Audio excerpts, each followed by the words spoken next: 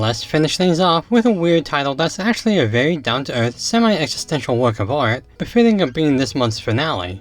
I Want to Eat Your Pancreas is, in a nutshell, one of the famous emotional tearjerkers of the past few years, alongside Your Name and The Silent Voice. And I'd be lying if I said it didn't have that effect on me too. For what seems like a very standard story fit more for maybe an 11 to 12 episode show, it's a well-crafted piece reworked to function as this smart telling on the purpose of life and living and death. So, how does the movie actually accomplish this, and why is it worth the watch?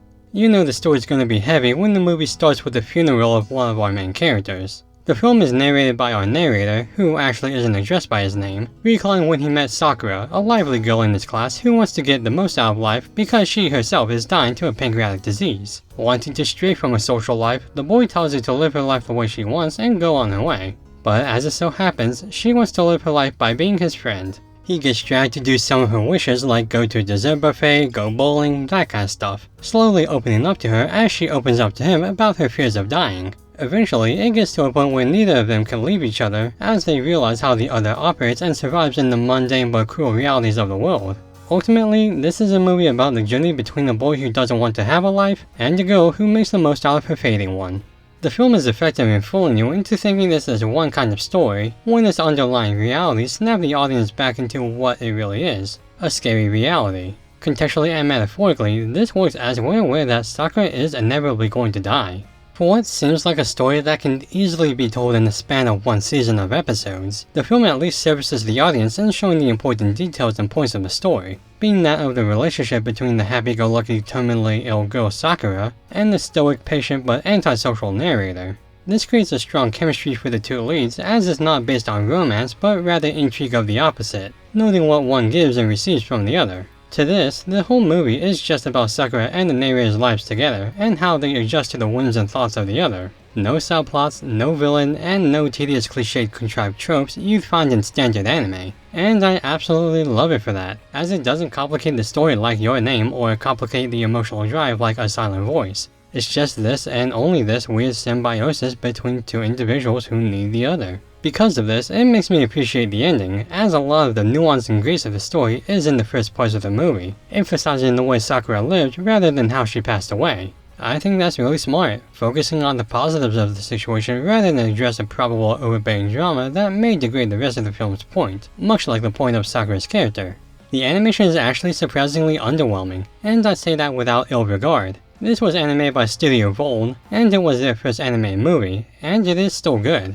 But having seen Your Name and The Silent Voice just before this, the animations are nice relaxing, but not as phenomenal as the other two films. With that said, it's still a visual cascade of beauty and camera work, with Sakura's final monologue probably being one of those rare moments where I can't look away despite the tears flowing. I Want to Eat Your Pancreas is what I would consider a modern masterpiece. For as underperforming the animation is to its counterparts, it's still an impressive scope of animated eye candy.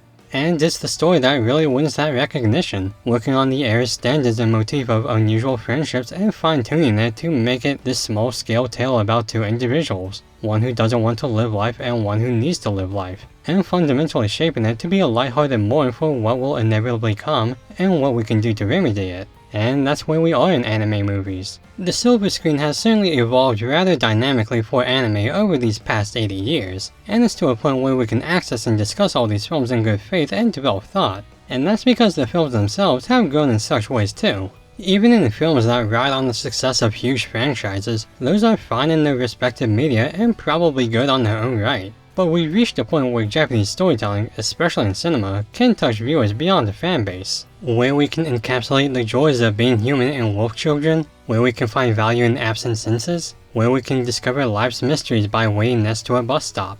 From propaganda to early animation to a renaissance to modernity to unusual buddy films, anime movies have come a long way from being this questionable but fun medium to a passion many around the world would dedicate their lives to master.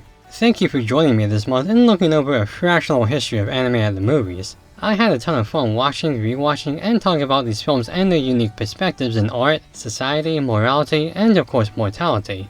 In a world divided by disdain, horrors, and a multitude of morally corrupt ideals and situations, I find that film is about one thing: living life. As unfair as it can be, it's also a mystique beauty no one should take for granted nor disregard, And for me at least, I find that confident knowing that there's still something out there that can stand with the giants. I Want to Eat Your Pancreas in a word is gorgeous, and in a sentence is a good chunky piece of meat you want to eat up. See for yourself what lies ahead in that happily melancholic realm of diary writing and offal eating.